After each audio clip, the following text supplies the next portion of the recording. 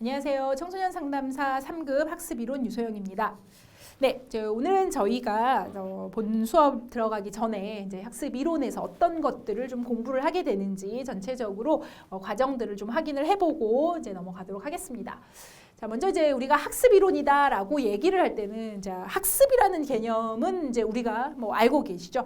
뭐 좁은 의미로 우리가 학습을 한다라고 하면 학교 과정에서 그죠? 무언가 우리의 목표되어 있는 그 목표점에 맞는 어떤 수행력을 기르는 거 이게 이제 학습이 될 수가 있죠. 이제 이거는 이제 좁은 의미의 학습이고 그 외에 우리의 일상에서의 모든 것들 우리가 수행을 높이도록 하는 이런 행동들이나 이제 학습이 될 수 있는데 자, 학습이 이루어지는 어떤 그 원인, 요인이 뭐냐 이런 것들을 설명해 주는 게 바로 학습 이론입니다. 그래서 학습 이론에서는 아무래도 학습에 관련된 이론들을 위주로 이제 공부를 좀 하게 됩니다. 그래서 어떤 행동들이 왜 지속되냐, 혹은 왜 중단되냐, 뭐 이러한 것들을 이제 학습 이론을 통해서 우리가 좀 알게 되는 거죠.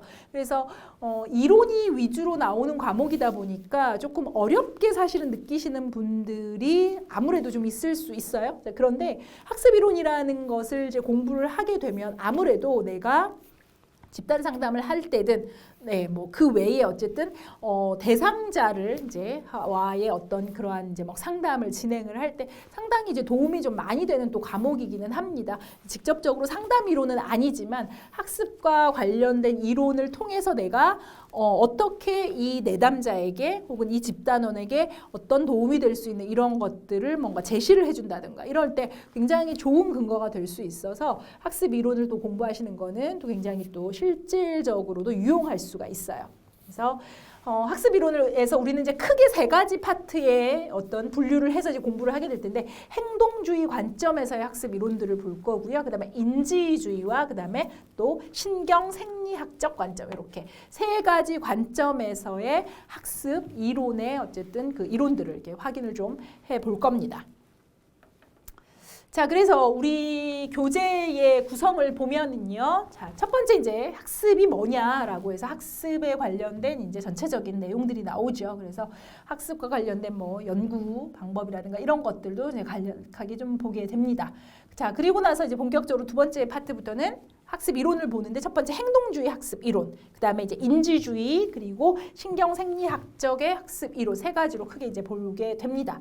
그래서 행동주의 학습 이론 또 특히 인지주의 두 가지는 굉장히 시험에 많이 나오는 부분이기 때문에 여러분들께서 이해와 함께 반드시 암기가 꼭 필요한 그러한 파트이긴 합니다. 그래서 행동주의에서 대표적인 고전적 조건 형성과 조작적 조건 형성을 위주로 해서 저희가 행동주의 학습 이론을 이제 볼 거고요. 그 외에 이제 기타 학습 이론들을 볼 겁니다. 그리고 행동주의에서 하는 어떤 여러 가지 학습의 기법들 확인을 하고요.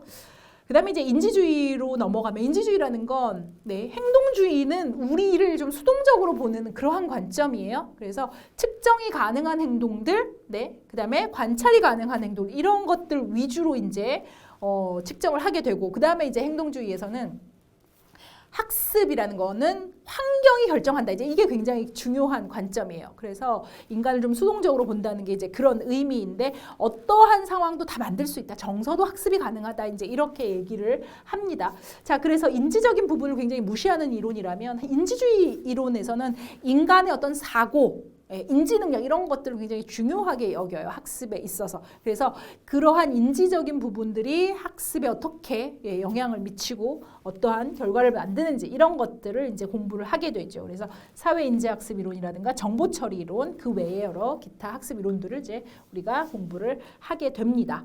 자, 그다음에 이제 신경생리학적 학습 이론인데 우리가 이제 최근에 그 심리학에서의 또 주요 많이 이제 관심을 두고 있는 부분도 바로 이 신경생리학적 관점이에요. 그래서 보통은 기존에는 우리가 어떤 이제 자가 보고라고 해서 본인이 측정을 해서 나의 상태가 이렇다. 이러한 이제 도구들을 가지고 이제 검증을 하고 연구를 하고 했는데 여기에다가 요즘에는 플러스 시켜서 실질적으로 인간의 두뇌에서 어떤 변화가 일어나는지를 같이 측정을 해서 어떤 자가 보고에 대한 어떤 그 좀 여러 가지 문제점이 있죠. 뭐 허위적인 어떤 체크를 할 수도 있다라고 하는 그러한 신뢰성의 문제들이 있는데 그런 거를 좀 보완을 하는 역할로도 많이 사용이 되고요. 실질적으로 우리가 학습이라고 하는 거는 뇌에서 이루어지는 게 아무래도 많다 보니까 그래서 신경생리학적 관점에서 뇌의 어떤 구조라든가 기능이라든가 그것들이 학습에 어떻게 영향을 미치는지 이런 것들을 이제 공부를 하게 됩니다. 마지막으로 이제 5번째는 이제 동기와 학습인데요. 우리가 동기라는 건 무언가 행동하도록 만드는 힘이죠. 그죠? 굉장히 학습에서 중요한 부분이죠. 그래서 그런 동기와 학습이 어떠한 관련성들이 있는지 이런 것들을 마지막 파트에서 이제 우리가 공부를 하게 되고 그 외에 기타 학습 이론도 이제 여기서 조금 더 추가적으로 또 공부를 하게 됩니다. 그래서 주로 이론들을 공부를 하게 된다. 학습과 관련된. 그래서 그 부분에 있어서 여러분들이 조금의 이제 부담은 좀 생길 수는 있지만 뭐 사실 그렇게 또 어려운 내용들은 아니에요. 그래서 아주 깊이 있게 들어가는 부분은 아니다 보니까 우리 교재에 나와 있는 정도의 어떤 난이도에서 여러분들이 그냥 조금 편안한 마음으로 공부하시고 반복적으로 또 공부를 하시다 보면 또 자연스럽게 또 암기가 또 되는 부분이 또 있습니다. 그래서 그런 거를 좀 감안을 하셔서 학습 이론 너무 부담스럽지 않게 또 준비를 하시면 좋을 것 같습니다. 네, 그러면 저희가 이제 본격적으로 다음 시간부터 이제 학습 이론 공부를 하도록 하겠습니다. 네, 오늘 수업은 여기까지 마치겠습니다. 감사합니다.